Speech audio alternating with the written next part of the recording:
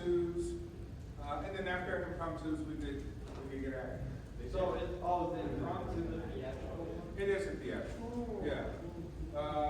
We're already at 7:40, so I'm sure by the time we're done, it'll be 8:30. Because I'm not sure how bad the snow is here. Okay, here's my speech, the philosophical horizon of death. We gather here today to face the inevitable, the immutable, death. Across the annals of thought, the greatest minds have wrestled with its meaning, its finality, and its shadow over life. Let us draw upon the wisdom as we reflect on the mystery of our own mortality. Death is not to be feared, for it is a dreamless sleep or a passage to another existence. To fear death is to assume knowledge we do not have.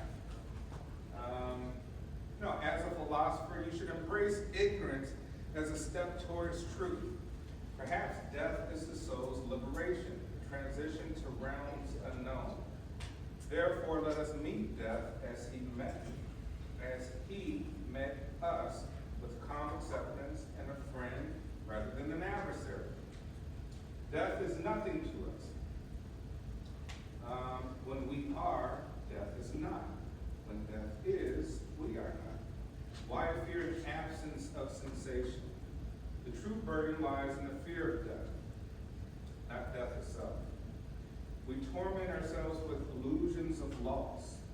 We are invited to live without dread, savoring the fleeting pleasures of this life, for they are all that truly exists. Death is not an end, but a call to affirm life.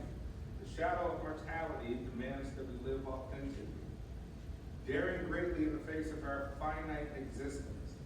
Do not shrink from death, but let it spur you to create meaning. Live as though your life is an eternal recurrence, where every choice echoes forever. Death is the ultimate challenge, demanding courage and creativity in the face of nothingness. Death is also the final release from the ceaseless striving of the will.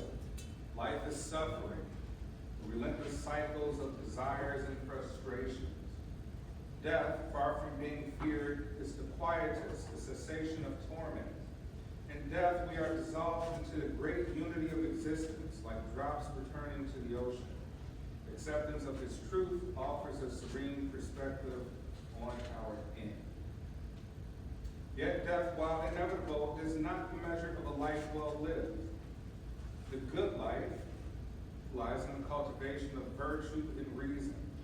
Death marks the conclusion of the story, but it is the quality of the chapters that matter. A noble death crowns a virtuous life, for it is not how we die, but how we have lived that defines us.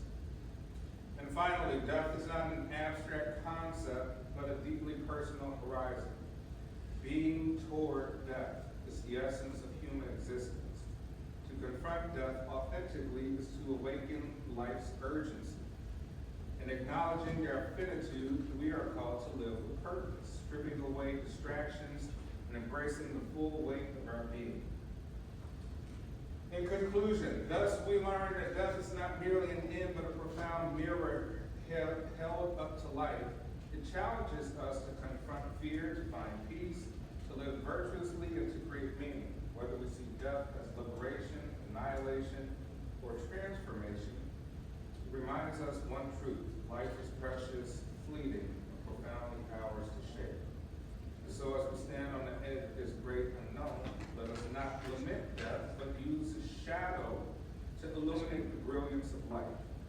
Let us live fully so that when our time comes, we may meet it not with regret, but with the grace of one who has truly lived. All right.